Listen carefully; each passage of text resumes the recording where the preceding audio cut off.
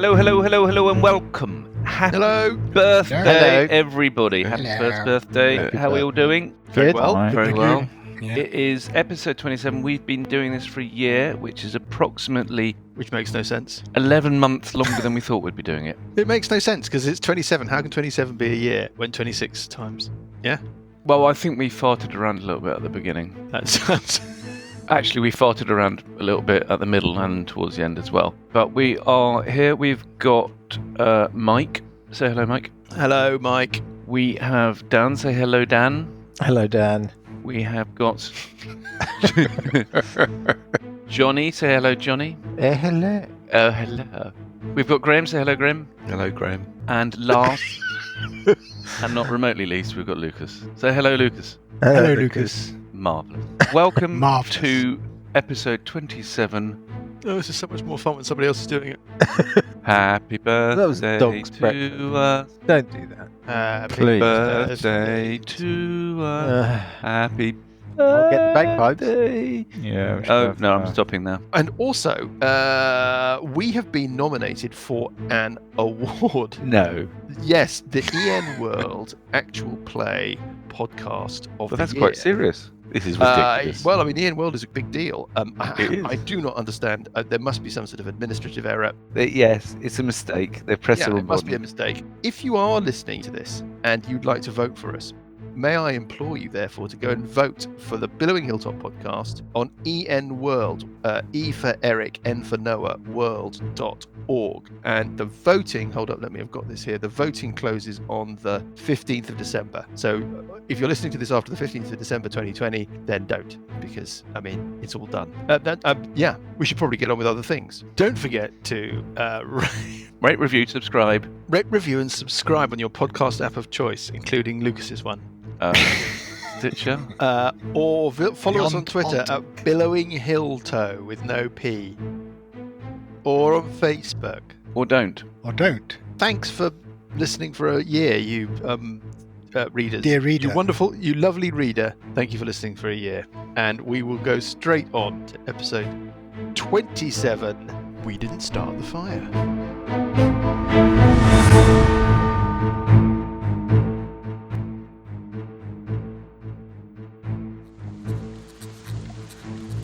Asmodee, 13th Formulary. To Zenith Matriarch, most blessed occupant of the green cherub ouch, tender of the grey fire. Dear Granny, thank you for your letter. Gosh, there is so much to say in so little time. But first, I must say, holy Ort, what on earth is going on? The Dowstone mines are riddled with factions of, well, frankly, mad cultists, of various nefarious false prophets, and what I understand is called a Rooper. Fucking terrifying monster, more likely. It ate the face off poor Grimbold. Yes, ate the face. And now poor Burple carries what's left of him in a backpack, like a stinky picnic, until we can figure out a decent way of burying him. Trust me, Grimbold smelt pretty ripe at the best of times. Anyway, I write in haste, and am sending this via our network, so I'm confident it will arrive safely and unread. Well, by no more than 3 others whilst in transit. We have stopped for a quick rest in Diamond Lake, as we are now en route to a place called Blackhall Keep, with Hesty Testapod and our depleted group, together with a strange little fellow, Buckraft, who turns out to be the uncle of the late Grimbold and the not-so-late Sessions. What a coincidence! To meet a contact of his Mosina, the battle sorceress. She's been reporting undead at large in the hills. Undead, infected with necrotic worms. And we're off to help out. To be honest, dear Matriarch, it's all very confusing. None of us appear to have the faintest idea of what's going on. But please rest assured, after experiencing the various evils of Asmodee, Banshivu, and the Grey Woodsman, there's absolutely no chance of my joining any of them. What a bunch of nutters! And that's just the cultists. I am most grateful for your concern over my well-being, and ordinarily I would obey your instructions without hesitation. But please understand, there is absolutely no need to send my distantly remembered cousin, Alessandra, to watch over me or judge whether or not I should come home or not. We are a strong band of adventurers. Stronger now, perhaps, given the loss of Grimbold Flange, and I think that Mr. Testapod is more than capable of dealing with most dangers. He seems quite paternal. Oh, and speaking of parentage, I'm obviously very interested to learn more about my connection to the Windukes, as we found in the True Tomb. I look forward to seeing you once again to regale you of the stories of my adventures, and in further enriching our family's fortune. Albert.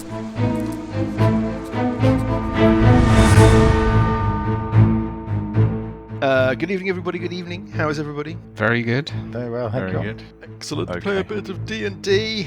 We should talk about house rules. I've been out to the wisdom of the internet to see what people think is popular. Basically, I think people like critical fumbles. On our polls that we ran, it got a lot of Well, of course it did. Track- Because Because it makes good because yeah, radio because because it screws characters. I'm not sure about critical fumbles because I think that the only way to make them work within the way that we've been playing is to have some kind of risk reward thing around them, and it just seems fiddly to do. We could run them literally as critical fumbles as they were. You roll a 1, and then if you roll a miss, you draw a card. But I don't know. Yeah. no, but what you could do Yeah. actually is you could say you roll a 1, and that ends your round. Yeah. If you want to roll, if you hit, you negate the 1, and Yeah. you can continue your round. But if you miss, You draw a card. you draw a card. What's in the critical fumbles deck?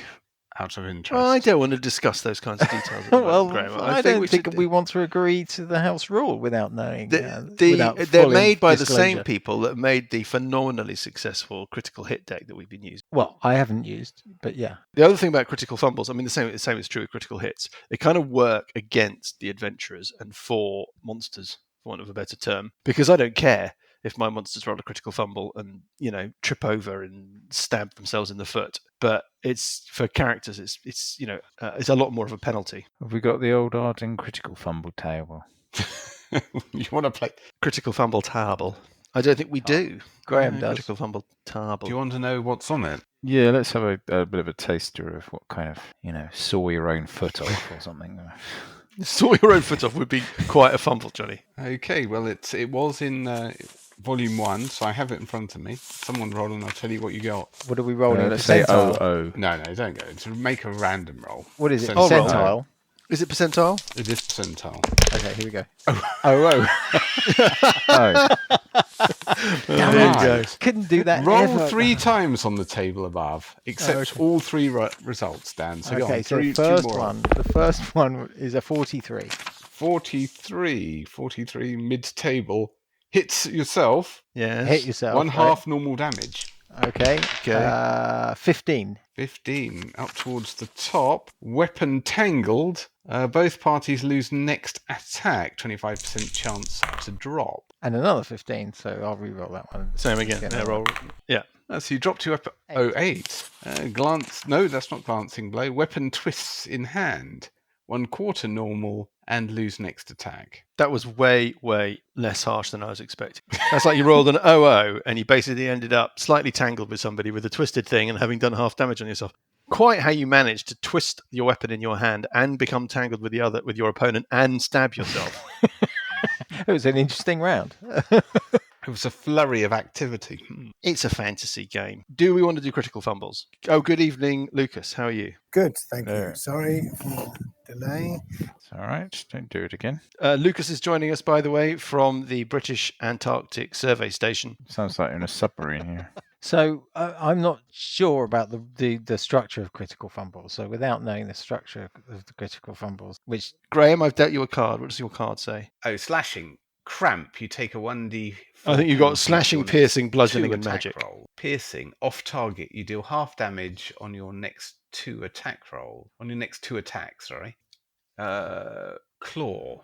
Why Yeah. next 2 That's what it attacks? It says. doesn't make sense. Swing for the fences. If your attack was made with your tail, maybe that's creatures. Oh, I think it's melee, range, monster, magic. And magic, if this attack deals Right, got it. physical- Melee, range, monster, psychic magic. That damage, makes you must sense. Roll a d12 wisdom save when completing the next 1d4 long rests.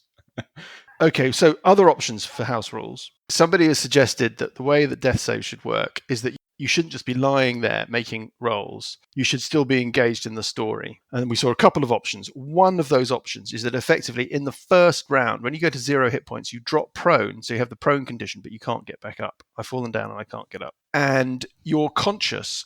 And effectively, as you fail death saves, your condition gets worse, but you're still able to kind of crawl around. The idea being that as a sort of last desperate thing, you might reach the great red button to switch off the nuclear bomb or whatever. Not that there is a nuclear bomb in Age of Worms, at least I hope not. I haven't read that far ahead. So that's one of them. Another person suggested that you just act normally when you're on death saves, right? It's what he called the Boromir option. So basically, you just keep going when you're on death saves. You're on 0 hit points. You act normally. Of course, if you're up, monsters might hit you. If they hit you, that's 2 death fails straight away.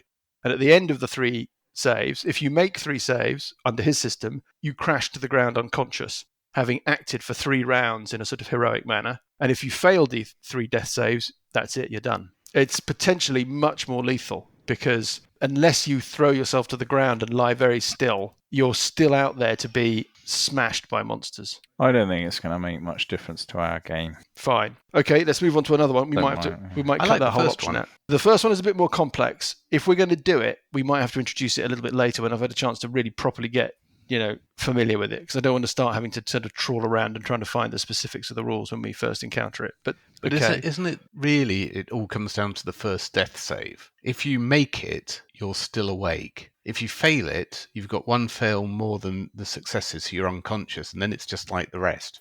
There's no difference at that point. As always, Graham, you've convinced me. What we'll do is we'll give it a shot. If we encounter circumstances where a character is making death saves, we'll just take a little moment to make sure that we administer it right. Anybody like the idea of doing that? Yeah. I don't mind. I Yeah, why think not? it's a- Give it, time might afterwards, give yeah. you a little Okay. bit more. Finally, there's a discussion about rests and rest time. I understand that the rests are effectively a rules mechanism. What I've never understood or never really liked is the idea that a short rest is an hour long. Doesn't seem to me to be particularly kind of in the spirit of the fictional world that we're trying to sort of play in.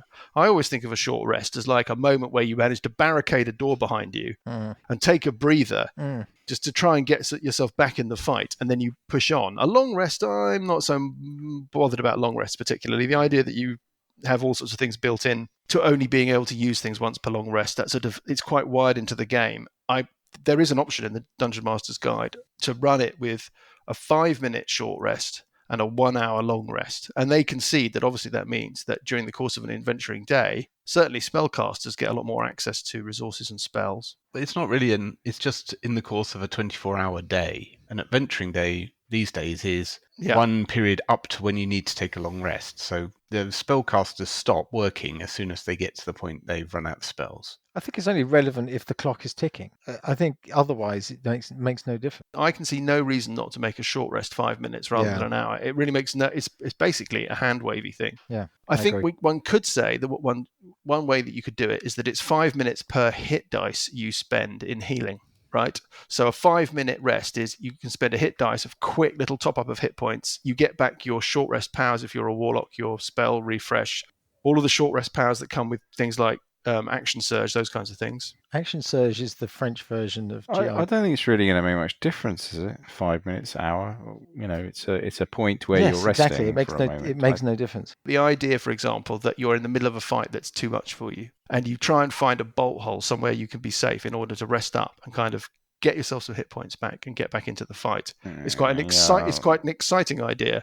The idea you have to find somewhere where you're undisturbed for an hour for that to happen just means effectively you just disengage and just run away completely and go somewhere completely different. That's the issue.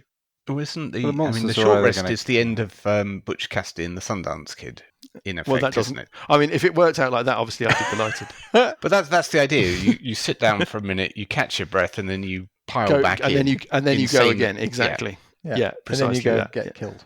Yeah. And the Well- only difference then is how many times do you want people to be able to do their big stuff in a day? I'm not sure we should mess with long rests. I'm quite Okay, happy. well, let's messing why with don't we long- let's with short leave it rests. for now then, and just do let's do short rests. Let's go with the new 0 hit points rule. Let's introduce that now, and we're going to introduce the new 5-minute short rest rule, and that's it. Okay. D&D. D&D? D&D. So where we left things, you were traveling into the Cairn Hills with Hesty Chesterpod.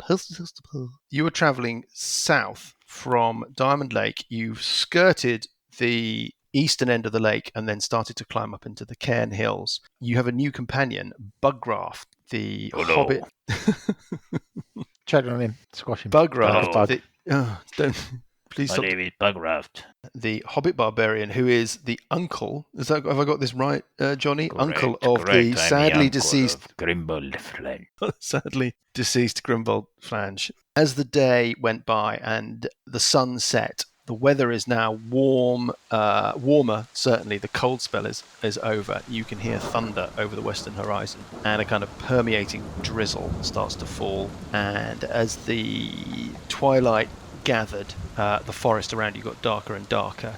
You were expecting to reach somewhere called the Garm Farm, which is on a plateau that kind of breaks out from the high trees and the high hills as you head south. And as you broke out through the tree line, expecting to see the Garm Farm before you, instead what you saw were flames. And you can see that actually the farm is on fire. And you can see the silhouettes of figures, tall, bulky figures, moving around in front of the flames. And you can hear the growls, a growl that Bugraft knows all too well, the sound of bugbears.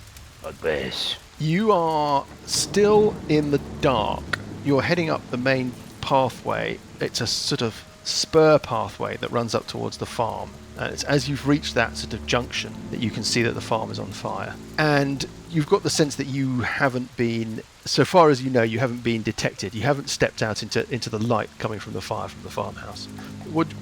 Hesty's like, oh dear, this is a pickle. What are we going to do? Kill them. Let's get them, the bugbears. Are bugbears humanoids? Bugbears are humanoids. They're like bulky, kind of uber goblins, aren't they? With sort of weird, bearish, sort of furry features. And you're right at the edge of this kind of.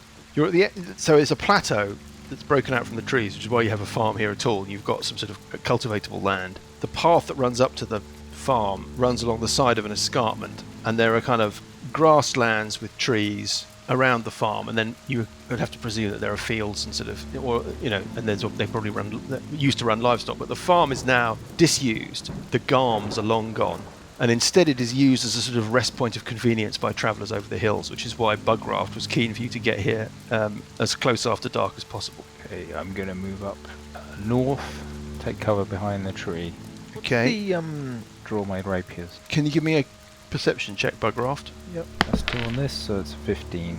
Okay. 1 second, I'm just going to make a couple of rolls.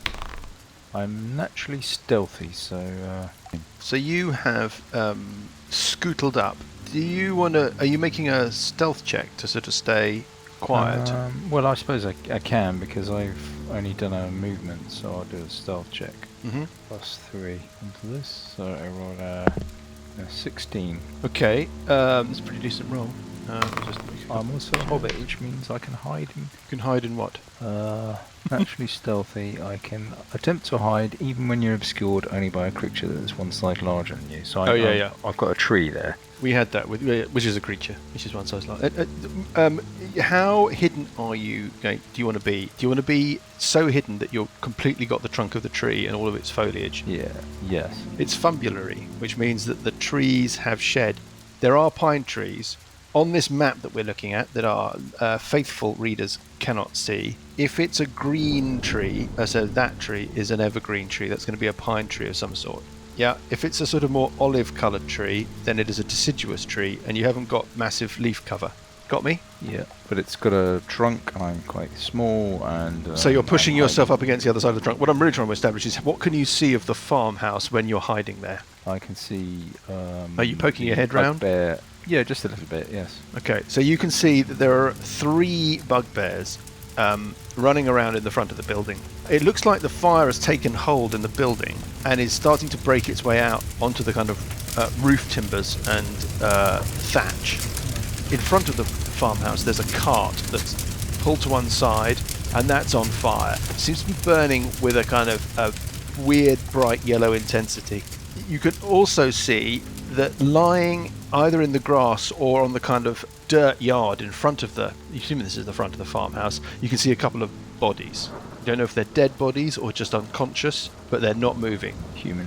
let's go around. I'm going to go around the table until we get into initiative. I'm basically giving everybody one kind of set of actions that you're in the dark at the edge of this area. It's difficult for you to be seen until you kind of get out into a more lit space. So we're going to do some perception checks and so forth maybe later. But for the moment, why don't we move on? Going around the table, Parker. Does Parker want to do anything?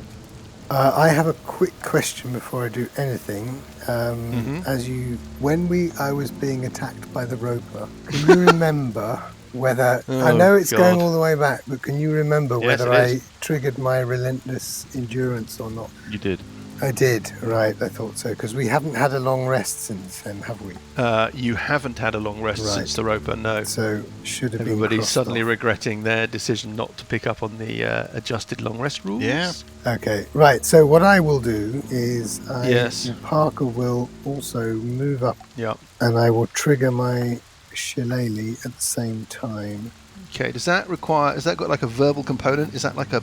I know it's a cantrip. Does it Good have? question. I will find out. It does. Okay. Well, so you're going to make a little bit of noise. Yes. Like I said, the bugbears are there's kind of guttural roars, sort of celebratory or kind of violent roars coming from the bugbears by the farmhouse, and these flames are crackling away. It's not like there's no background noise for you to hide yourself behind, but just something to bear in mind. Right. Well, I'm not going to. I mean, you can check their perception. I'm not going to do it actively stealthily because that would mean moving at half speed. I will just make a normal move. Yeah. and- Okay. What about Sessions? Sessions Epa. I think Sessions Epa will sort of hang tough where he is for the time being, see what's going on. Okay, so he's staying in the shadows at the end of the track. Let's move on. Actually, you know what? He might edge down the shadows down this kind of rocky outcrop. There's an escarpment to your right. Yeah, he'll just kind of edge gently along there, staying in the shadows. So sort of towards the farmhouse, but sort of keeping his distance a little. Edging towards the farmhouse, trying to get a... Do you want to stay concealed? I mean, do you want to make a stealth check? Oh yeah, why not? Am I any good at that? Yeah. We're about to find out. I'm very good You at are it. good. 19 on the dice for a 22. Okay, so you are invisible as smoke. Smoke is not invisible. Invisible as mist. As you creep forward. Let's move on to Burple Herpish. Actually, I'm naturally stealthy as well. Burple Herpish has got one spell left. Yeah. So this is going to be an interesting fight. So Might not be a Burple, fight. you think not? No. I will move. So I'll move up, kind of trying to take a bit of cover from behind that tree. So keeping that tree between you and the farmhouse, the one that Bugraft is hiding. Behind, yeah. Okay, so we've got a situation where Bugraft is hiding behind a tree quite near the farmhouse. Then behind him coming up is Burple Herpish. Behind him is Parker, who has taken an action to summon his shillelagh club. Actually, I've just looked. It's a bonus action, so I can. Yes, actually it is, of move. course. Oh, well, fair enough. You can move yourself a little further. So I will position myself behind that. So you're clustering. Okay, yeah, that's going to be popular with Bugraft, I suspect. This giant green figure. With his eyes lighting up. Yeah, with his eyes lighting up, casting a spell, standing right next to the. Oi, stealthy Bugraft, what are you hobbit. doing behind that tree? Yeah. Shush! Shush. I'll have a look at these bugbears, ain't I? Bugraft's voice didn't last very long, did it? Oi, yeah, I'm looking at these bugbears, aren't I? it's still slightly different. Starting to sound a little bit kind of Uncle Albert at the moment. And we move on from that to Cuthbert Ouch Splinter. Cuthbert's going to zip up, move to a little tree that is to the right of the path, just north of the escarpment. It's a evergreen tree. And he's done a move to get there. Okay, is he trying to stay stealthy, trying to stay down, Well, trying to stay... He is trying to stay stealthy, but he's not moving at half speed, so I can roll a stealth check if you want. Yeah, you might as well. I might as well. It's All a right. disadvantage, I think, if you're moving. Okay. That's what I'm ruling. I'm sure that's right. Graham, is that right? Yeah, I think so. Yeah. All right. Okay, you In see, which if case, Graham I thinks will it's right. roll Oh, a good roll. 24, and I will And- roll a 14. A 14's not disgraceful. Okay. Finally, we have his testapod. Actually, that's a 16. Sorry. It's As you all kind of head off towards this thing, you can just hear him going, Purple, Cuthbert, He's kind of there. You've got your pack horses. I presume you were on muleback or horseback, but so you've left them. You've got a couple of pack horses with like Hesty's enormous amount of travelling gear on it. You're not quite sure what's in all those trunks he's got. Hesty's a brave soul, and Hesty doesn't want you people being in trouble. So I think Hesty is going to want this fight over as fast as possible. Hesty's going to move, just walk up the path a little bit, but staying in the shadows, and he points at the farmhouse and starts kind of muttering something. It looks like he's going to cast some sort of spell. Anybody want to try and stop him? Yeah, I'll put my finger to my lips. Oh, he says, you don't want me to help? I'll put my finger to my lips again. Why are you putting your finger to your lips, Burple? Okay, I'll cast Hold Person on him.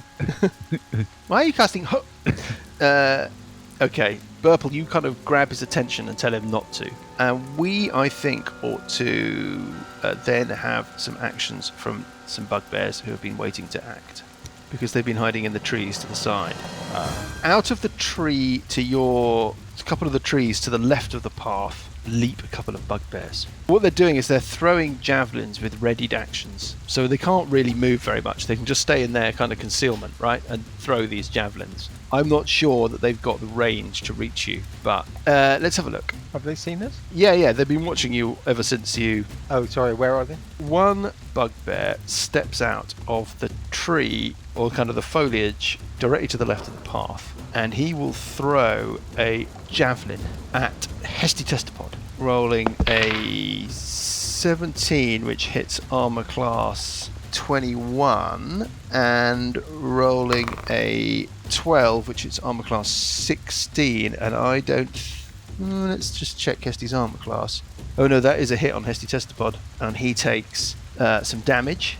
He sort of staggers a little. What's the range of a javelin? Oh, the range increment of a javelin is 30 feet and 120 feet, which is why I was rolling at disadvantage. And then another one steps out. Can we see them? Oh yeah, there's another one. Okay. This one also is going to go for Hesty, because Hesty is the nearest target, rolling a 17 hit armor class 21, but he's at disadvantage, so he's got to roll again. A 12 hit armor class. That's another hit on Hesty. Hesty takes struck by another javelin and kind of staggers, and he doesn't look great, Hesty. He looks really unwell. On the right hand side of you, just behind Sessions Epa, but up from him from the escarpment, you hear a kind of rustle, Sessions, and another bugbear that's obviously been lying in wait at the side of the path reveals itself and throws a javelin at the nearest target it can see, and I'm afraid that nearest target is once again Hesty. Rolling. So this is when we find out our 10th level magic user is actually about 3rd level. Rolling a 20.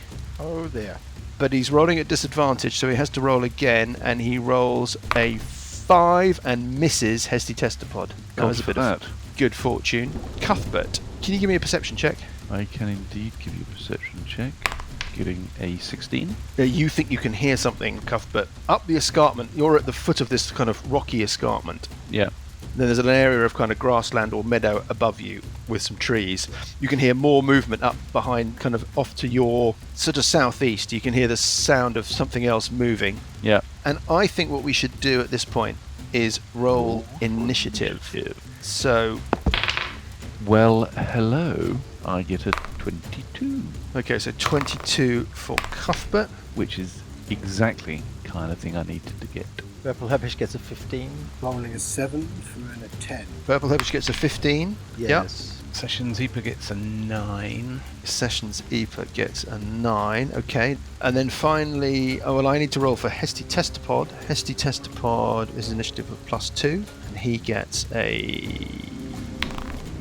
2. So Hesty Testapod is on 4. 7 for Bugraft.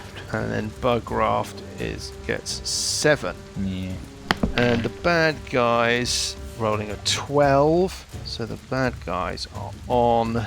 okay, yeah. So let's start at the top of the round. The first person to act, Cuthbert, and you can hear the sound above you and behind you on the escarpment, the sound of more motion.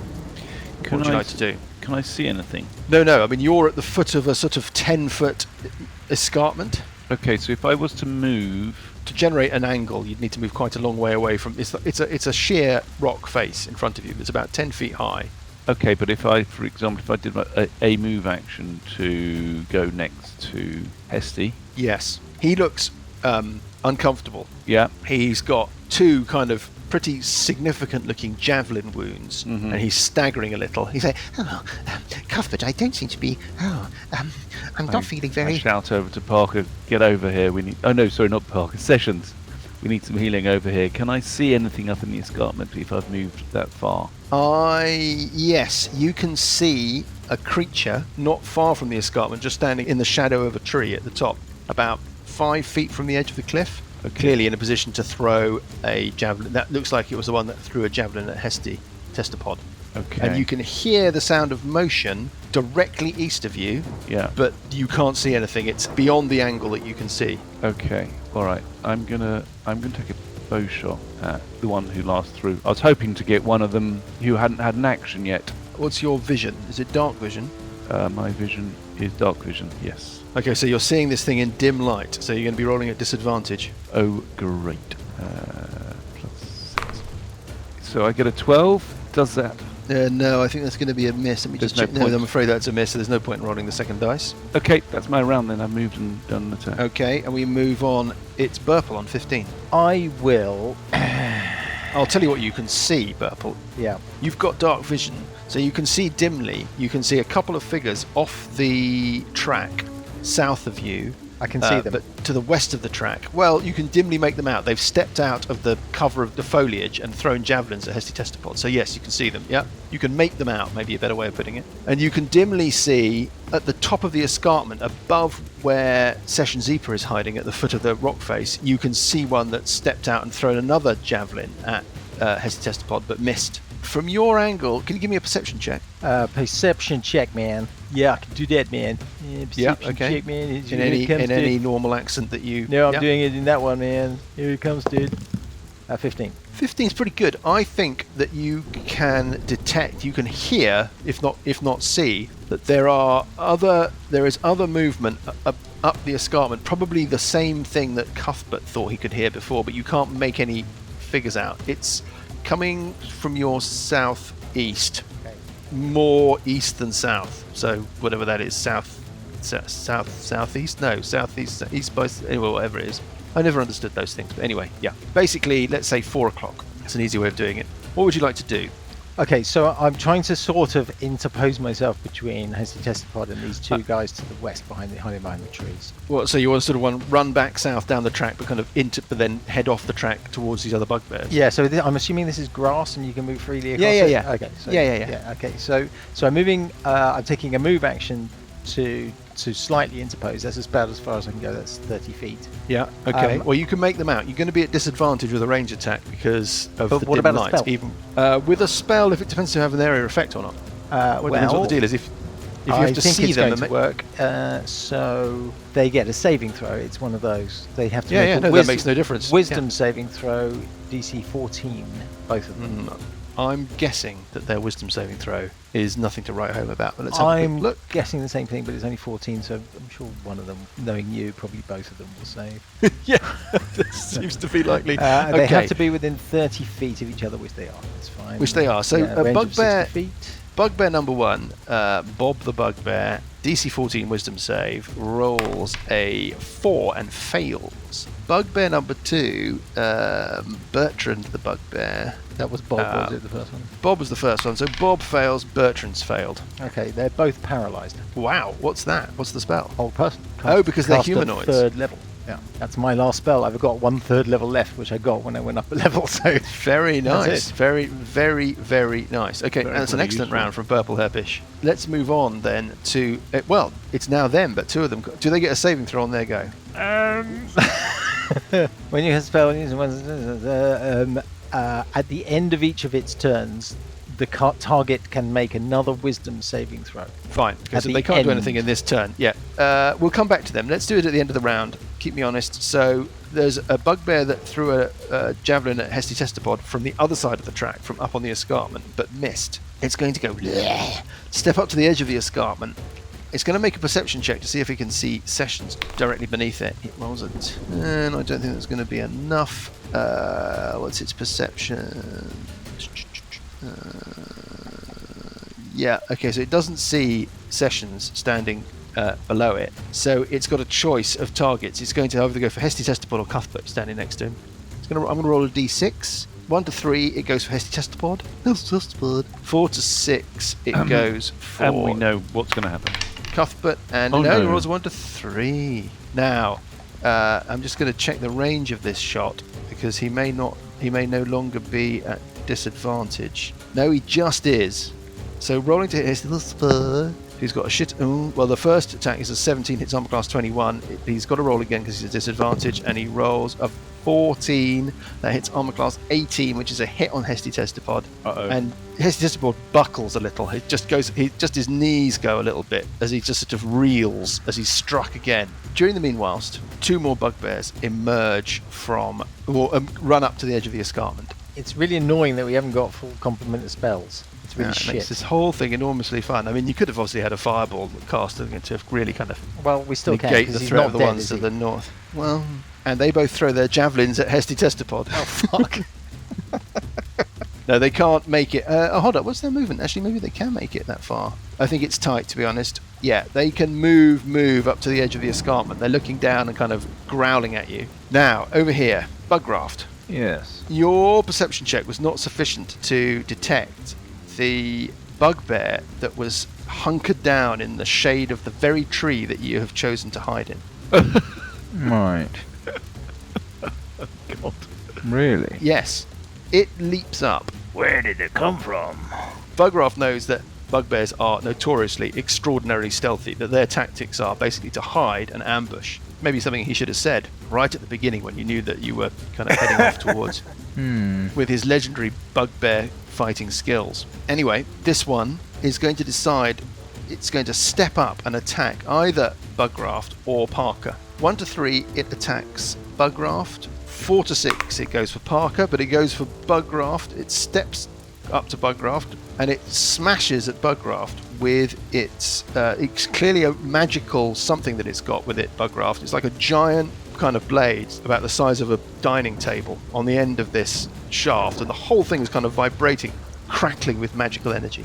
And it rolls, it's not really, it's just a regular morning star. Yeah. Club with a spiker coming out of it. It's rolls a 4, armor class 8. I suspect Okay, that's a miss. I'm going to use my Wrath of Storm reaction. Oh, okay. Tell me about this. Oh no, he didn't hit me with an attack. Sorry. Yeah. No, it doesn't ignore that. Who said that over there? Because it missed you, you can't do that, right? No, that's correct. Okay. My Bugraft impression. I'm going to do This one runs up. The other 3 bugbears that were cavorting around in the front of the farmhouse start steaming south. They get level with the tree that Bugraft and the other bugbear are in. And we move on to Parker. So, well, I guess I ought to block this one. Hold on, it didn't move all the way up. You said it could have attacked me. That would have required it moving a step further, but it didn't. So Well, at it the couldn't. moment- I mean, they've moved. No, but the one that was hiding in the bush. The one that was hiding in the bush just was about 10 feet from you and 5 foot from Bugraft, and Right. it just randomly decided to go for Bugraft. Yeah. So what I'm saying is I do actually have to move up. Oh yeah. You're about 5 feet away, and it's on the other side of the tree trunk, so you're gonna have to go round. All right. Well, then I will move round the edge of the tree to Yeah. one of the bugbears running from the farmhouse, and I will proceed to hit it. Yep. So first of all, How far are you from the pole, by the way?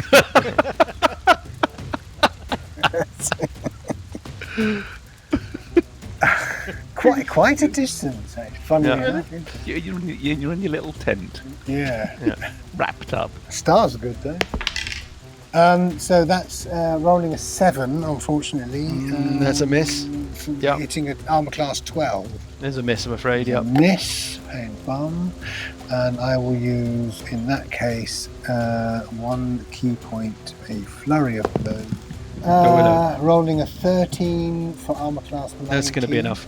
That's enough. Yep. 7 You hit. points of damage. 7 points of damage. Yes. Yeah. On Billy the Bugbear. Yep. Billy the Bugbear, that's number 3 in the row from 1 to 4, and the second flurry of blows is Well, that's a 9 for armor, a 6 for armor class 12, which is also a miss, I assume. 12 is a miss, I'm afraid. Yep. Brilliantly effective, but Yeah, something's happened. Okay, and we move on to nestling at the foot of this little escarpment, hidden away in the shadows, Sessions Eeper. So Sessions, you can hear the sound of bugbears above you on the top of the escarpment, running around going. You can see a couple on the other side of the. Well, you can make out a couple at the other side of the path. I didn't make the saving throws. Well, we'll make the saving throws at the beginning of the next round. That Burple has cast some kind of spell on. And then you can see 4 bugbears silhouetted by the flames from the farmhouse running south, and they're engaging Parker and Bugraft, your new companion, in combat at the tree in the just outside the front of the farmhouse. Well, it's more than companion. I'm related. Yeah, okay. Uncle Buggy. Uncle Buggy. Yeah. That's what they called him when they reported him to the authorities. I'm going to toll the dying on this one at the top. Yeah, which one? This one. Okay, so the bugbear directly above you. Yeah, the one that I know is up there. Does it make a saving throw? Does it get to make one? It has to make a wisdom saving throw. In fact, this would be, of course, tumbling dice. Yeah, it fails that saving throw. It's going to fail. So it's going to take. Is it wounded? Nope. Doesn't seem to be. 7 points of damage. Okay, well, that's not insignificant. You've definitely sort of wounded it. I mean, it then looks I'm like that made a scurry difference. off and try hiding again by this bush. Oh, so you just move up the escarpment a little bit. I'm scuttling along the escarpment trying to hide in the bush. Give me a stealth check. It looked like a 16, but it appears to be an 8. Yeah, it's an plus 8. 3 is 11. Okay, not amazing. And you've got a couple of bugbears standing directly above you on the cliff, so you're not sure about how successful that was. Let's move on to the master of bug. I mean, half his name is based about the fact that he is the master of bugbear combat. Uncle Buggy. Bugraft Flange. Buggy. Uncle Buggy. Yeah, it doesn't really work, does it? I think we need to Uncle give him- Buggy's had to go away for a while. Uncle Buggy. I'm going to, as a bonus action. I think we I'm call him gonna start. Boograft. Boograft. Boograft. Right, I'm gonna start raging as a bonus action. Okay, do you want to give me a perception check, Bootgraft? Uncle Boogie. Boogiegraft. And add 3 to this. Oh, natural 1. Hang on, Okay. I'm a hobbit. I get to reroll. Oh yeah, you do. Okay. Oh, 13. 13 is enough. 12, sorry, 12. 12 is still enough. You think that these new bugbears, I wouldn't say they're new, they're not new like they've just been finished or whatever, but new bugbears that have run up from the farmhouse are showing some signs of battle. They're showing that they may have taken some damage. Ah, good. Okay. I Yep. will. Okay, well, I'm going to rage as a bonus action. Are you allowed to take bonus actions at the beginning of your round? You can do bonus actions whenever you want in your round. Yep. So I'm going to start raging, and then I'm going to bash the one with the rapiers. So the first rapier. Okay, yeah. I mean, that's such a barbarian weapon, the rapier, isn't it? Whoa, maxing out on that. Sitting around the campfire, around the big fire on its naming day, All the other barbarians took the great Take- sword and taking all of the kind of the psychoactive mushrooms, the moment of naming, the moment where I Bugroogle take out a big warhammer becomes- and I go, no, becomes- actually, I'll take these rapiers. yeah. Which weapon do you choose, Bugraft? I think, So you got a rapier. So the first rapier, plus 7. 17? 17's a hit. Okay, and the second one. No, I'll roll the damage. Damage. Damage. So 6 to this is 8. what the damage? 8 points de damage. That's And- significant. Yeah. Still alive? It's still alive. Yeah. The other rapier. Yeah. hello. 23. That's definitely a hit. Yeah. And another 5 points of damage. Okay. Well, yeah. It looks really, actually, very, very wounded. But this wasn't one of the ones that's run south from the farmhouse. Yeah, this is the one that popped round to attack you. And that was Bugraft on 7. The last person to act in the round is Husband. How about a fire? Cuthbert, I'm struggling. What should we The fireball, old man. Over here. or sleep. I think I'm not trying to go to sleep. Get over to Sessions. Get over to Sessions over there. My He'll help spellbook is in there. My spellbook. I've left it at home. you. Get over to Sessions over there. He'll help you. What should Hesty do? Hesty could head for Sessions and healing, Yes. or he could cast a spell. I think Hesty is made of sterner stuff. Hesty's going to cast a spell. He's going to try and drop a fireball on the 2 bugbears on the escarpment. Okay. Yoink! The bugbears get to make a reflex save against Hesty Testapod's spell save DC, which is 15. The first bugbear makes his reflex save, getting an 18 and saving, and the second bugbear on the escarpment makes his reflex save, gets a 14, and that is a Must be a save. save. Yes, it is So it's just a save. Save to half, though, isn't it? It's safe to half, so Hesty's balls are not to be trifled with. Let's roll that fireball. Balls on fire. Hesty's Hesticles. Explosive Hesticles. He rolls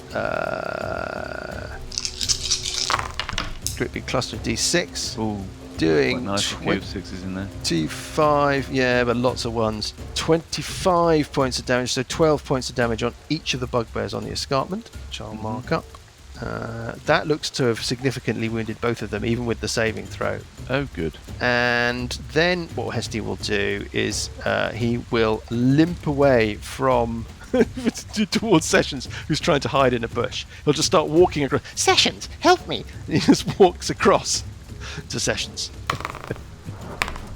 Okay, Dan, I'm just been rolling a couple. I just made a couple of rolls for my 2 bugbears. What was the save DC? 14. 14. So we're rolling out. They're rolling out the sequence now. Are they? Okay. Well, I said as that we got to the end of their round that I realised that I would just roll for them at some point. Anyway, we said doesn't in matter. the middle of. Anyway, They course failed. you're I entitled. thought I'd pick this point at the end of the round before we started a new round, just to make sure that we didn't have to remember it for the admin purposes later on. But anyway, they both failed. okay, good. Cuthbert, it's you first, but before you act, something happens. Can Parker and Buggraft both make perception checks, please? You're doomed.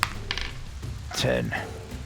Rolling a 4 for us. No? Okay, fine. And let's move on to Cuthbert on 22. Right then. Well, Tonight's beer, by the way, is the collaboration between Brewdog and Brew Gooder, their Vermont Vacation New England IPA. Well, it's pretty good. It's not amazing. okay. All the standard kind of New England IPA characteristics, but perhaps not a knockout. That's all right. There we go. I mean, I'm going to get done now for our 2 readers are going to Rebel. change their beer buying habits. Have we got the Swedish subtitles sorted? No, we need to organise the Swedish subtitles. Cuthbert is going to take a shot at one of the southernmost of the 2 bugbears on the top of the escarpment. Now that they've What, the- appeared and he can see them. Oh, the ones that got targeted by the fireball. Yes. Okay, yeah, you can. Yeah, take a shot. I mean, you're still. You've got dark vision, right? Yes. So you're at disadvantage. Well, that doesn't do very good. Doesn't does matter it? because you rolled a 4 with the first roll. I only get one roll. So that's it. Uh, Okay.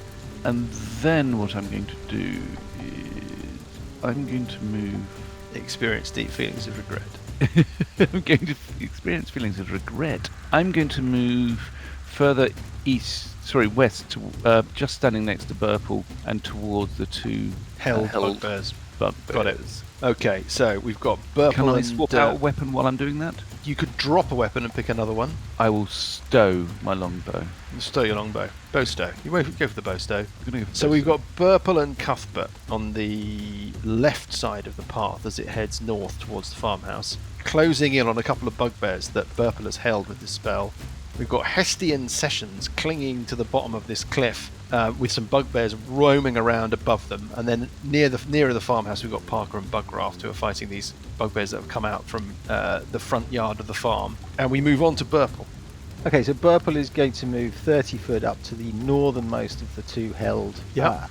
guys and strike him at advantage, Mm-hmm. hitting armor class 21. Which is a hit. Yeah. I may as well roll to see if I can get a critical. Yes, you might as well roll again. Yep. So 21. So it's 2-handed, so it's 11 points of damage, but I'm also going to throw in, what's it called? My Psychic Blades, which is an extra 3d6. And it's actually, I don't. A crit is it is automatically a critical Oh, because there it's a coup de grace. because they're held, because they're incapacitated. Yeah.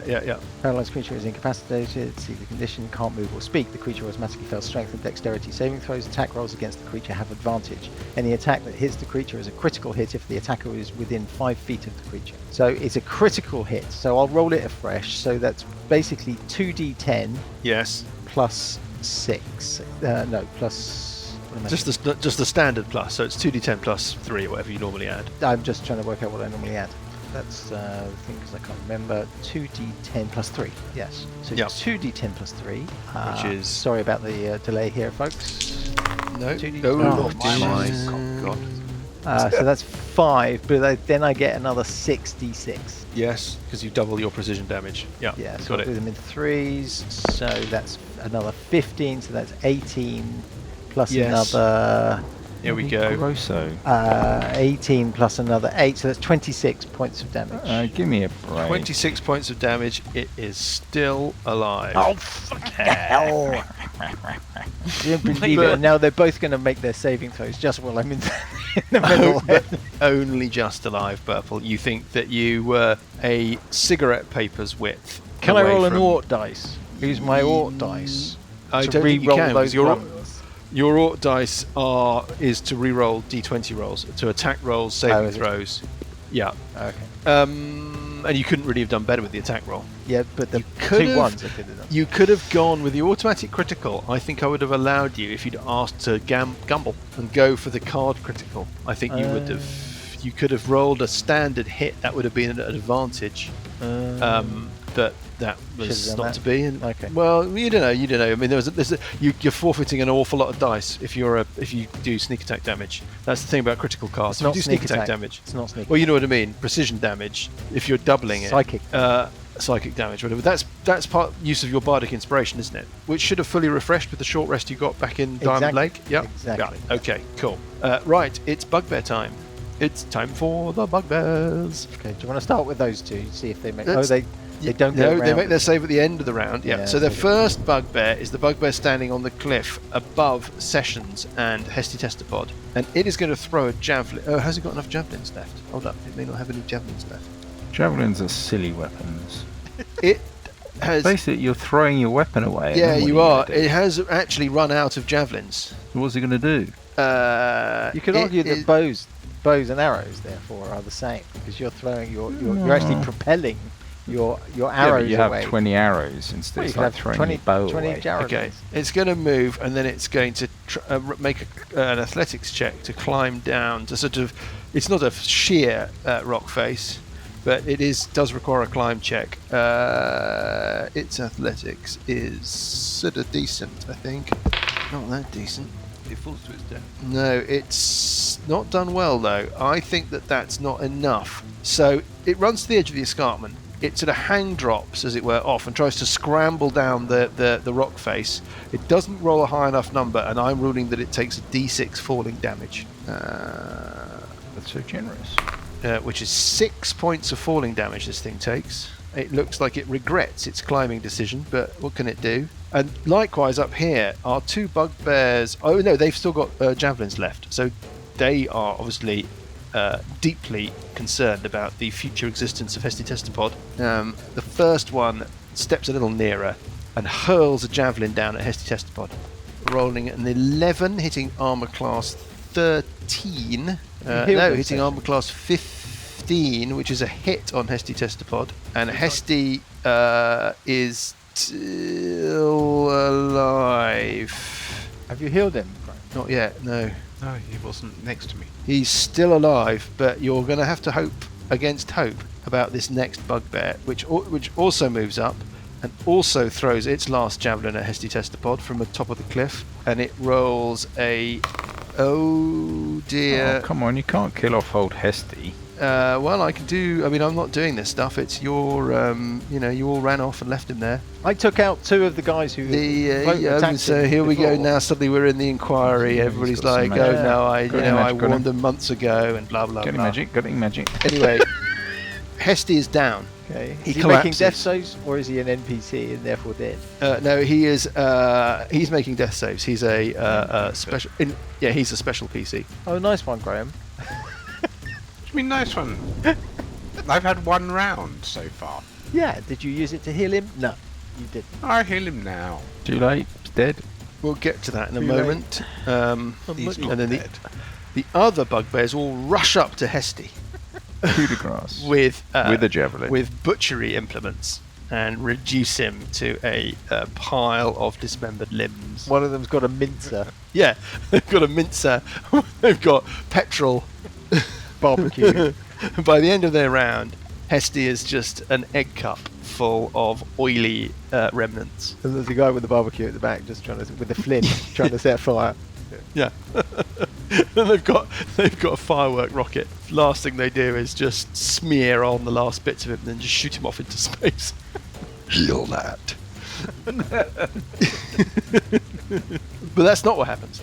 Let's go back to the Battle of the Farmhouse, where Parker and Bugraft, I think, are in some quite significant trouble. No. This one steps up to you, Parker, and slashes at you, swings at you with its Morning Star, rolling a disappointing 9. Armor class 13? No.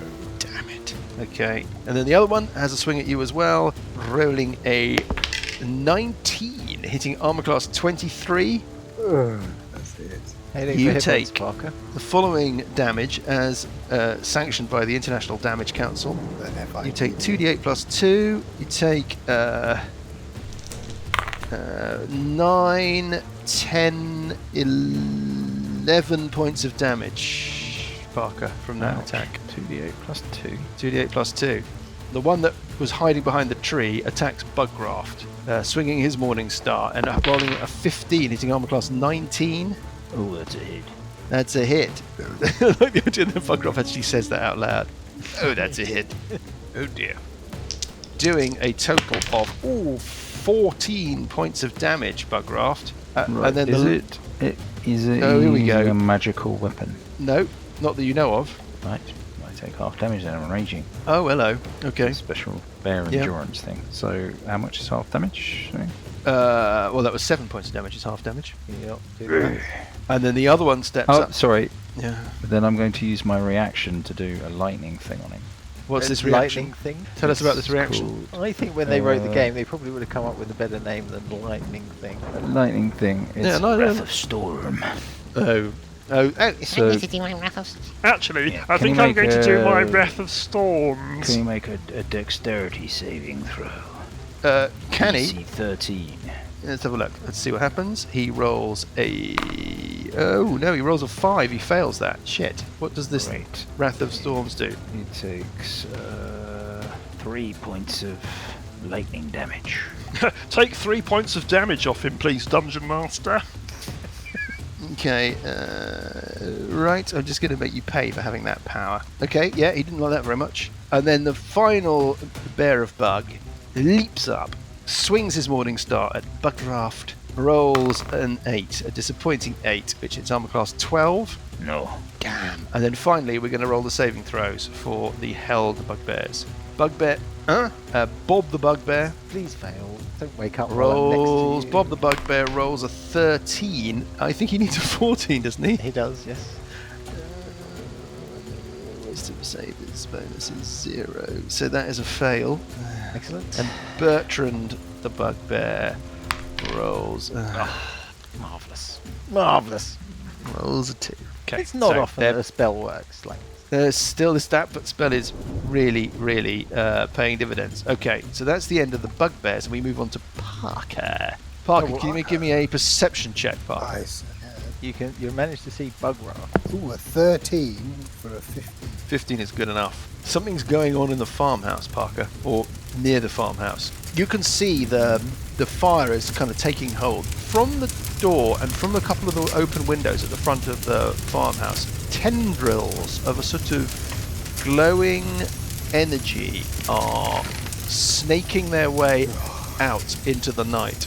One of those tendrils, the one coming from the front door, is a sort of glowing kind of lilac purple, and then the other two look more like mist look more like a kind of glistening mist. And they are, one of them is sort of snaking its way towards you, Parker. The other two that are coming out of the windows at the front of the farmhouse seem to be snaking their way around and up towards the roof. And on that piece of deeply unsettling news, Parker, you must have your round.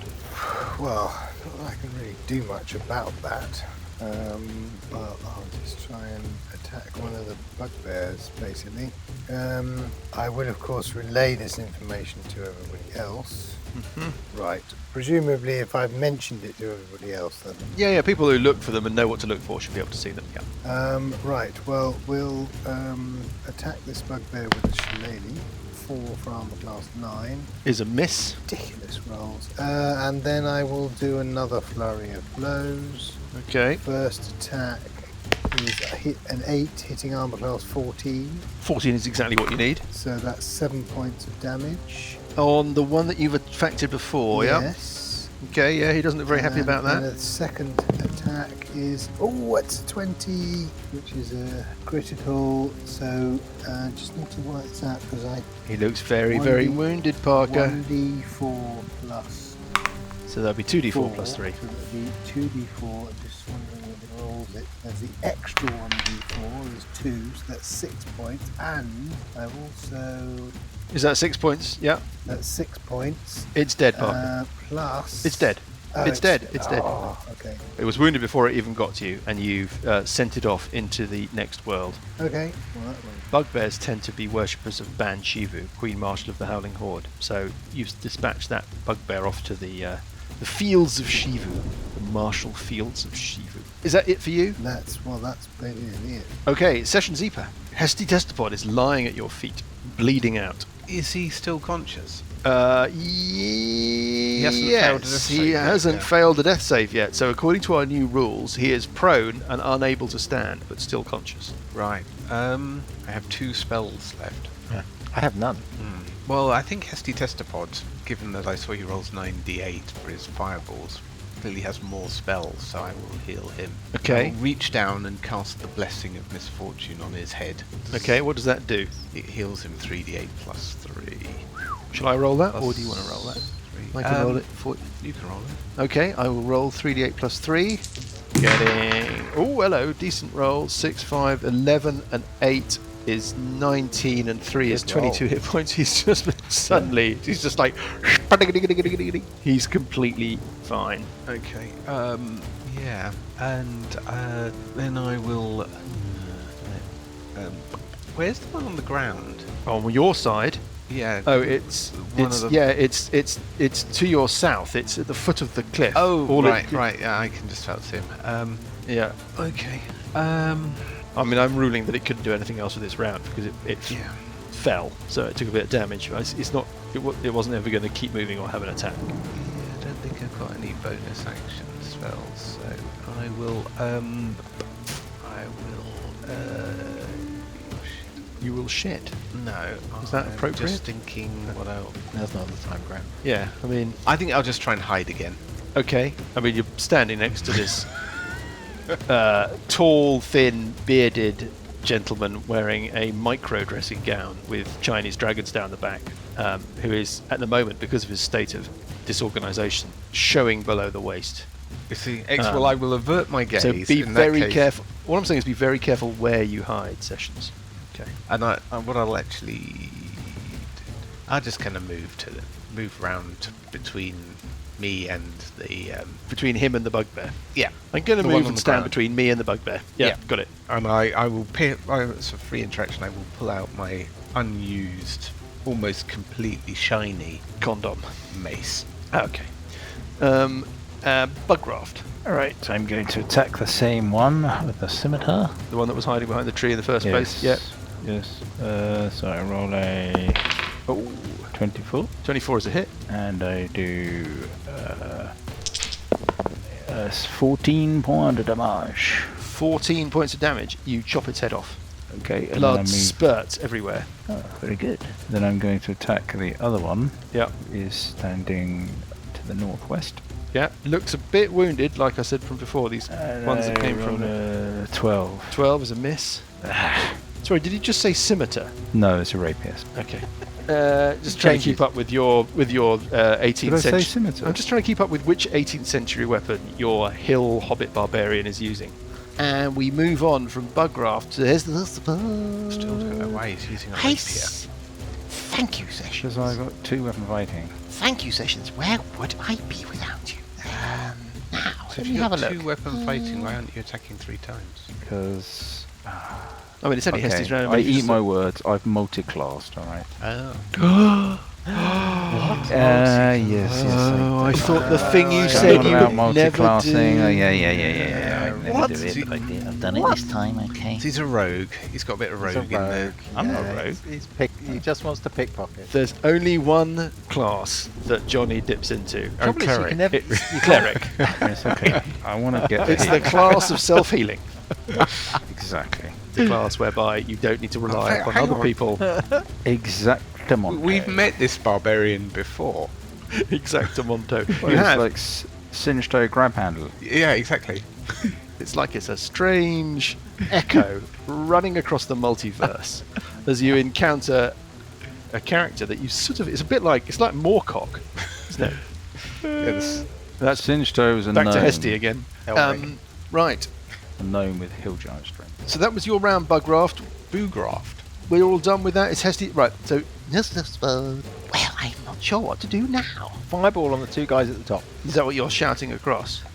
Immolate them. Might also want to make him aware of the Yeah, tendrils. he's Or bit magic, ner- or even magic missiles. Yeah, make him aware of the tendrils. But magic missiles, kill those 2 at the top. Well, so first of all, Parker, you shouted out about the tendrils, didn't you? Yes. he So did. Hesty actually kind of glances over in that direction. It's a long way away from him. He says, "It must be the Hearth Spirit," and then he moves away as far as he can from this bugbear that's crashed down at the cliff face next to him. Yeah, he basically runs off towards the path. So he's sort of heading slightly towards you, Cuthbert. Yep. Uh-huh. And then he casts another fireball. I'm just checking that he's got that spell. Well, he could do magic missile.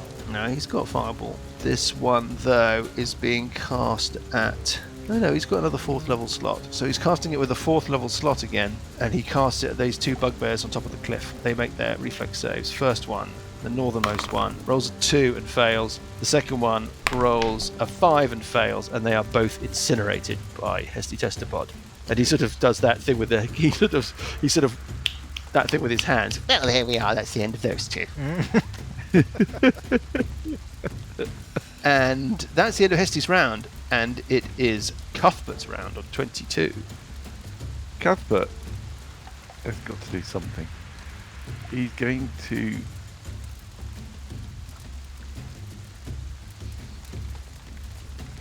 He's going to head down. He's going to use a move action to head down towards the bugbear that's dropped down in escarpment, and then Yes. he's going to use another round to withdraw his rapier and short sword. You can draw a weapon as part of movement, right? Yes. So you could technically draw a weapon and attack with it now. I couldn't because that would be part of a second move. He's too far Oh, away. I see. You've moved too far. Okay, I understand. Yeah. So that's So what you he's- can do. So yeah, he's kind of trying to interpose. Yes, have you're in a both- good spot. I understand. Strategically, you're standing in a good place. Yeah. Yep. Purple hairpish. Purple hairpish. So this thing next to you, you can basically kill Burple. Yeah, I'm just wondering whether I actually go for the other one. Yeah, you've got a decision to make. So you think that the one that you're next to, any damage, is going to send it off to the battlefields of Banshivu. That's why I'm going to attack the other one. Okay, so you take a step to the south and you I take give a an step automatic hit. And Step to the reverse. Hit the bugbear's face. Okay, so the first hit hits. Okay, so That's good enough. Armor class 20 is so Yeah, that's a hit. So you've right. So now you've got a decision to make. You could roll at advantage to turn that into a critical no, card hit. No, it's fine. It's fine. It's a Okay. it's a critical hit. Yeah. So basically, I'm going to just do. So first of all, the 2d10 plus 3. Yep. So that's 15. That's 18 points de damage. And, 18 points de damage. and Yes. then I'm going to throw in my extra 6d6. Yeah. Okay. Do it. I mean, you're going to kill it. 18 plus 6 is 24. Yeah, and another And 3. another 7 is 31. Yep, it's dead. So you slay it. You sever its connection with this world, and it is snapped into the next. Anything else that you want to do? And then I'll step back next to that one. Okay, and we move on to the bugbears. Right, so there's a bugbear in the south. The one that fell down the cliff is going to run up to Cuthbert and swing at Cuthbert with his Morning Star. He rolls a 4 and misses, and is basically a very disappointing bugbear that I'm cross with. With Parker, we have a bugbear. It swings its Morning Star at Parker. It rolls a 20. And it's going to gamble. Ooh, come on then. Going to gamble. It's going to gamble. It rolls again to see if it can turn that 20. No, it can't. So its hit is just a normal hit, which does the following damage. It does 2d8 plus 2. It does 11 points of damage plus, still not to be sniffed at. Nope. And then there's a final bugbear on Bugraft. Rolls it with its rolls a 5. Misses. I think that's it for the bugbears. No, and finally the saving throw. The saving throw from Burple's close to death bugbear.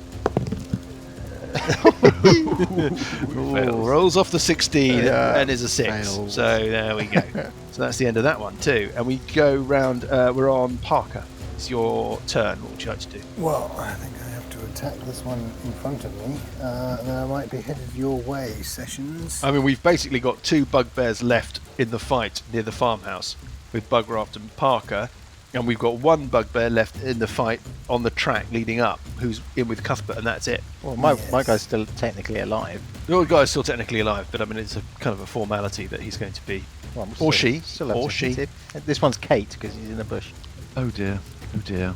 Oh dear. Oh dear. Oh dear. Or maybe he's George. Yeah, it could be George. You see? Russell. He's in a pile of leaves. Yeah, Russell. Russell. Well, Sorry, yes. sorry, Lucas. We've been interrupting your. I I'm sure know. it was going to be fascinating round. It's going to be not really very fascinating. It's just going to be another shillelagh on this one. Oh, it's Does armor class 13 hit? no. In a word. You know what? In a word, So no. we'll just have to do No. flurry of blows again. Flurry of The Flurry of blows. Joes. Flurry Flurry of of Joes. Flurry of Joes. Is a 15 for hitting armor class 21. Oh, yeah. Okay, fine. Yes, fine. 7 points of damage. Fine. I mean, this one looks pretty healthy, by the way, Yeah. Parker. well, and then I mean, it looks less healthy than it did now that you spanked it. Oh, that's a 2. Dear. Okay, well, it's still looking pretty healthy. Not And we move on really. to the follower of Lady Luck. I need a medic Misfortune. as well. So you need Sessions Epa. Talking of medics, Sessions Epa. It's your round. Okay, my round. Yep. How wounded does Parker look? I'm on 16. I mean, he's a. 16. Right, Okay. go so you're for I Yeah. did. Well, how? My Sorry, I mean, relentless didn't we endurance. metagaming? Parker's quite difficult. In the dim darkness, you can look across at the fight. Parker is silhouetted against the farmhouse, and you difficult to tell how wounded he is. And then you shout and say, "Parker, how are you?" And he says, "I've got 16 hit points left." Ah, shit! I'll have to go in that direction. So I'll go one. I'll head up towards Parker, Yeah. and then I'll cast tumbling dice on this one up here next to Oh, Parker. you cast tumbling dice on this bugbear that's fighting Parker. Yep. And he needs to make a wisdom saving throw, DC 14. It fails with Is an it 11. wounded? It's wounded. Oh. It's 7 points of damage. That's a bit 7 points of rubbish. damage. Okay. I mean, it started the round looking pretty healthy. Now it looks not so good. Health pod is going to. He points at the bugbear that's fighting Parker, casts magic missile, and does the following damage on that bugbear. He does The aforementioned bugbear. the aforementioned bugbear Perchance. in the first part. In the second part, there do referred to in subsection 3, clause 2. He does 12, 13, 14, 15 points of damage on said bugbear Is that and internationally kills. recognised points? It's internationally recognised damage. It's damage actually accredited Credited by. damage. Well, it's a I breakaway just need body. to check. Yes, you need to check. It's a breakaway body. It's not part of FIDA, the Fédération Internationale de Damage. And so that bugbear is an ex-bugbear. Hooray! It has been missiled and dice bludgeoned to death. Yes, punched, slashed, and zapped. It's Cuthbert's round on Cuthbert. 22. We'll turn round to this bugbear. Right now. Oh, Cuthbert's voice has changed for the 7th time since we started. I just make it up as I Have go. his balls dropped during the journey here? His single ball. He only has one. He's rolling. That's only got. Oh dear. Cuthbert. Oh dear. That's Oh all you dear. got. Oh dear. He That's felt. the dice roll of a one-balled man. And then he's going to pull out his short sword and go. Well, right. I mean, it would be, wouldn't Trying it? to make up for your one ball. Yeah, I mean, that's not going to... And he rolls. Oh, it's just amazing. He rolls a 5 and he rolls a 1, and he just looks. So we're at doing his critical fumbles? Yeah, No, I we think, said we would. did we? Yeah, we did say we would. Yeah, Did we? Yeah. I don't think we did. No, but I think we should pretend that we Hey, oi! It seems opportune at this point Oh, just to yeah, test all out the of you. system. To be fair, even if we had done that, he wouldn't roll it because if Yes. you recall, Yes. yeah. So, right, let's move on to. Thank you. That was a disaster. I remember that. Cuthbert. Burple, it's your round. So armor class 15. 50. Yeah. It's all done. Okay, It's all over. so 16. Yeah, 16 it's gone. damage. Dead. It's all over. Okay, I've killed that guy, and I'm using my move action to move towards Bugrafte. Oh, Bugrefter. Keep away from my bug. Bugrift. Giraffe. Bugrefter. Bug on food. I'm moving towards Uncle Buggy. First of all, the bugbear that's in single combat with Cuthbert, the Hopeless. monotesticular Monotesticular Cuthbert. child. Ooh, Yes, that's rolls a hit. 15, it's armor class 19 Yes, that's a for a creditable 5 Read points it out. of Come damage. on, read it out. 2 and 1 plus 2 is 5 points of damage. And then Out of a on- possible. on Bogreft rolls a 7, hits armor class 11. That's not going to be enough, is it? It's Parker. It's your round. Right. Where is this? Where is this testicle? It's on Cuthbert. It's just dangling. Yes, I was going to say. Flapping out of the kimono. The tendrils. Yes, Parker, the tendrils. So one of them, the kind of lilac purpley one, you see it snaking back into the house. Aha. The pale, misty, silvery ones start to spread, and they start to kind of dissipate like a cooling mist or rain into the flames on the building. And you can see them almost instantly having an impact on the flames as they've caught the roof. Right. This What? is- Dampening the flames down. Exactly. They're the hearth spirit. They're looking after the house. Yeah, Hesty thinks it's the hearth spirit, and you think it might be that. Yeah. So what's the different colours, Hesty? Why two Well, colours? I mean, every spirit is different, but clearly it has the ability to protect itself. Right. So why? Oh, so the tendril. It is was interesting. possibly- It is interesting, yes. But I think you should turn your attention back to the fight, Parker. Yes. Well, there's only one of them left. Two of them left. All right. Well, I will march round the tree to the other Yes. That's mine. That's my buggy. bugbear. Well, we just need to get rid of them. Actually, Yeah. before I do that, can I just have a quick perception check? Looking up in the direction to the left side of the house, do I see any other bugbears or anything? Give me a roll. Give me a perception check. hiding? A 15 for a 17. You don't see anything, no. Right, well, I will wander around, Mhm. and first of all, the shillelagh is a 10, hitting armor class 15. Is a hit. Finally, 6 points of damage. 6 points of damage, kills that bugbear. Finally. It's dead. At last, I mean, well, you. That was my buggy. Let's keep moving. So, Sessions Epa, it's your go. Follower of misfortune, worshipper of Lady Luck. You're standing right next to the hearth in front of the farmhouse. Yeah. It looks like all the bugbears are slain apart from the one that Cuthbert is fighting. I will tumbling dice on that one then. Oh, okay. And it's got to make a saving throw. It rolls a 4 and fails the save. Is it a wounded? It is wounded because Sorry. it fell down the cliff. 9 points of damage. 9 points of damage. It's still alive, though, as a result of your spell. It doesn't like it very much, but it's still alive. Bugraft, it's your round. There's nothing for me to do. Go and grab some water and put the house at fire out. Hestetopod holds his hat down on his head and starts striding up towards the farmhouse. I'll go and examine one of these bodies. Are they still alive? They are wearing robes, Bugraft, and Hesty, who strides up behind you, points at one of them and says, "Monks! Twilight monks! What are they doing here?" Hey, Parker over here. And we move on to Cuthbert. Right. Cuthbert's going to look this bugbear in the eye and go, right. You didn't do that last? Didn't you do that on your last Cuthbert's turn? going to Yeah. set Yes. himself up for a fall. Yes. He's looking at him, he's going to go, right, with my rapier. Yes, Hey, with a roll rapier the of hubris. Oh, it's an 18. So he gets a 23, and he does 7 points de damage. 7 points de damage. He's The still bugbear alive. is still alive. He's still Yep. alive. And then he goes, but I also have a short sword. Mhm. And he rolls a 22 with a short sword. Oh, Doing that's a hit.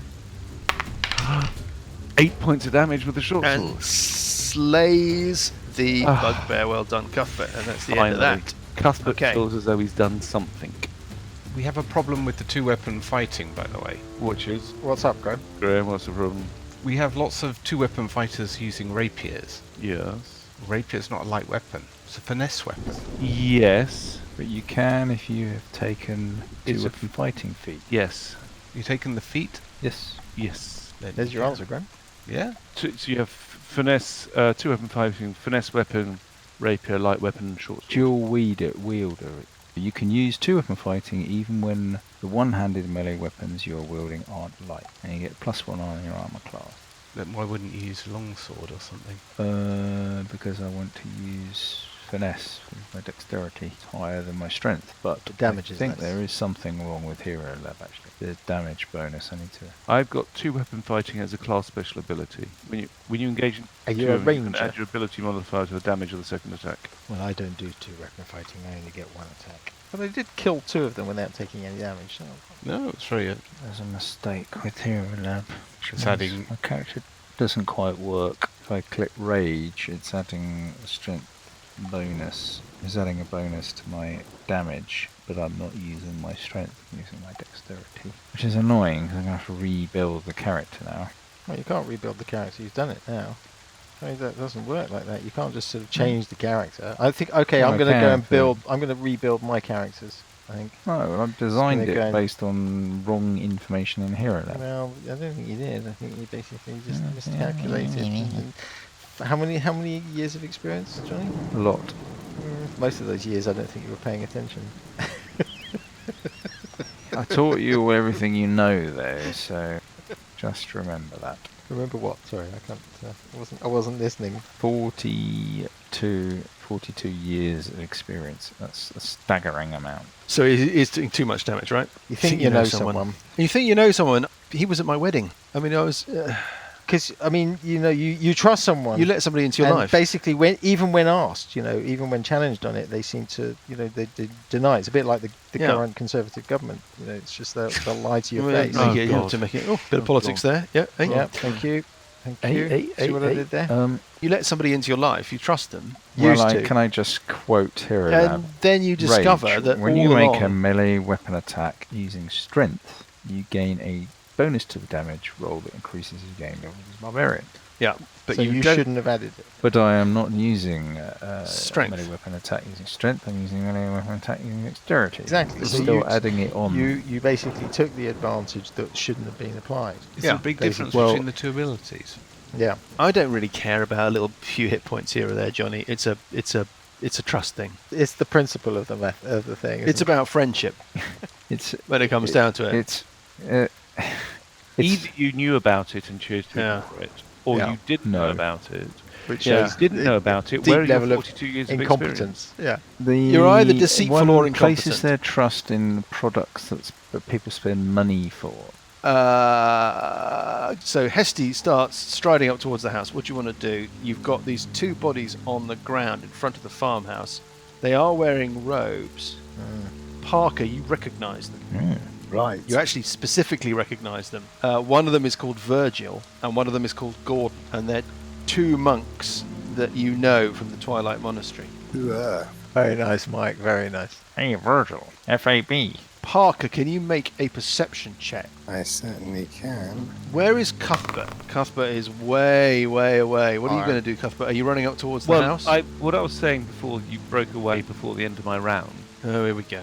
I was going to move up. I rolled an 8, which is a 10 perception. I end my round at the junction. Fine. Parker, your perception check. You detect a scent, a smell on the air, Parker. You can't... It's familiar, but you can't place it. Sorry about that. Yeah, it's Buggraft. He's done his pants again. Buggraft. He's knocking on a bit.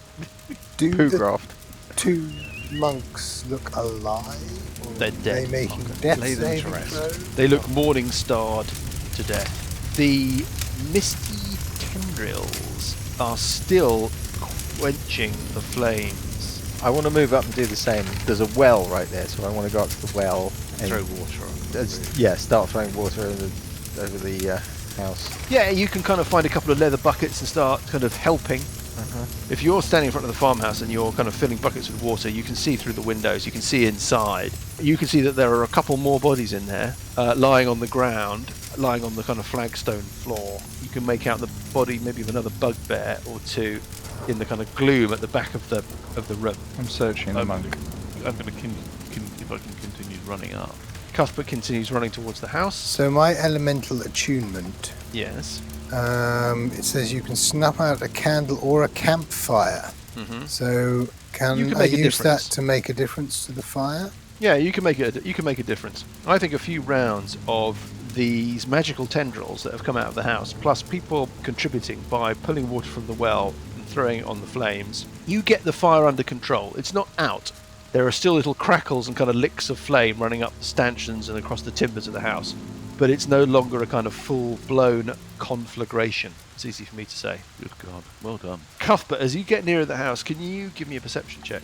I can indeed give a check. I give you a perception check of an enormous 20 Wow. Okay, Cuthbert. 26. As you near the house, you can detect the same distinct smell that Parker detected. Everybody can smell this, by the way. Do I know what it is? You do. It's calamanthus, Cuthbert. It's a smell you've only smelt a couple of times because you don't burn calamanthus. Calamanthus is something that you melt down in what's called a drug kettle. You melt it down into a kind of straw-coloured liquid. Other people call calamanthus knife because the way that it's applied is that you draw normally a ceremonial or a kind of special knife across the skin to raise a little wheal, to raise a little blood. And then you effectively introduce the molten, the kind of straw-coloured ichor of calamanthus into the bloodstream in the wound.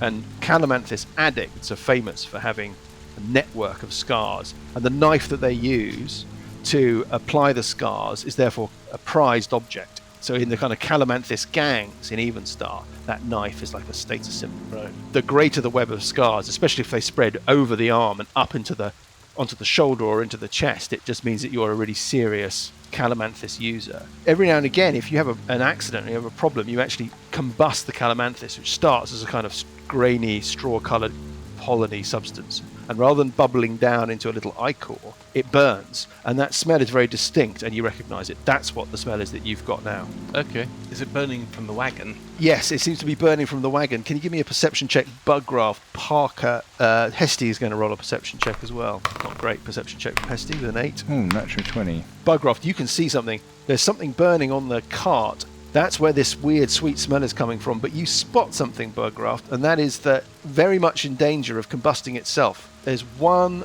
kind of little sack of something which is still not quite burnt, that's just tipped off the edge of the cart a little bit and it's just teetering on the edge. Well, I'll run and grab it and run away from the cart. Give me an acrobatics check, Buggraft. 8. 8 is not great. You reach for it, you grab it, you do tip it off away from the cart and away from the fire, but you do spill some, unfortunately. But there is still some left in the sack. Is it Calamanthus, is what you say? It's Calamanthus, yeah.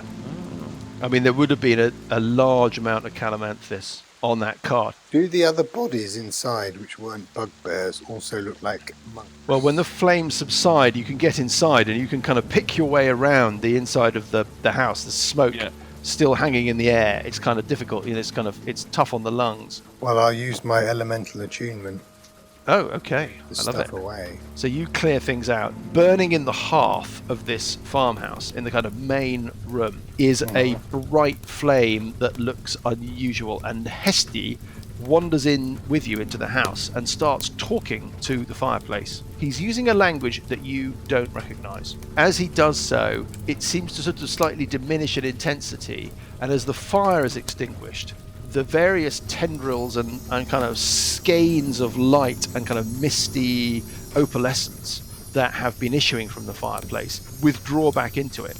And Hesty sort of sits in front of the fire and stokes it. He grabs a poker from the side of the fire set and he starts kind of tending to the fire, and all the time he's chatting to this fire in this sort of weird language you've not heard before.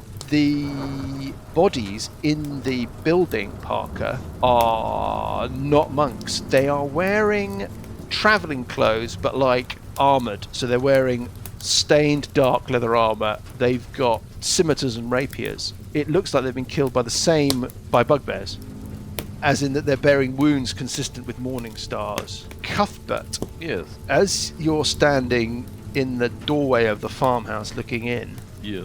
you feel a kind of cold sense of recognition in the pit of your stomach. Those travelling clothes look like something you've seen before. They look like something you've seen at home, Cuthbert. You turn one of them over.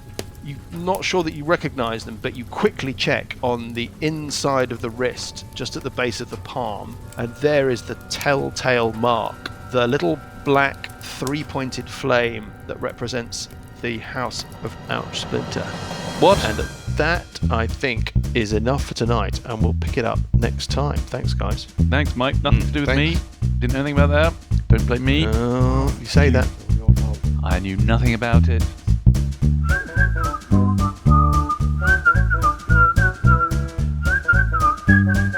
The Billowing Hilltop podcast is a Billowing Hilltop production. Dungeons & Dragons is a trademark of Wizards of the Coast. Encounter at Blackwall Keep and Age of Worms are copyright Paizo. Encounter at Blackwall Keep was written by Sean K. Reynolds. Music is from Kevin MacLeod and Incompetech.com and is used with thanks under the Creative Commons license. Additional music and sound effects come from the wonderful Sirenscape. All other original material is copyright Billowing Hilltop. Role-playing games are all about getting people together, and we use Roll20 as our tabletop, the perfect place to host your game, and Discord to host our chat. Thanks for listening.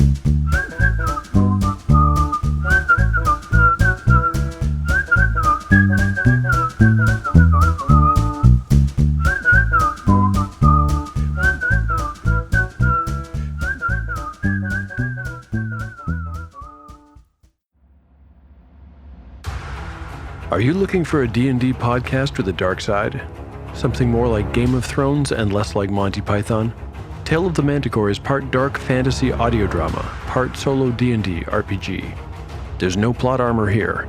The dice make all the important decisions. Join me as I resurrect the excitement, wonder, and emotion of old school D&D. Made for a mature audience, Tale of the Manticore is both a fiction and a game. It's the story where chaos rolls.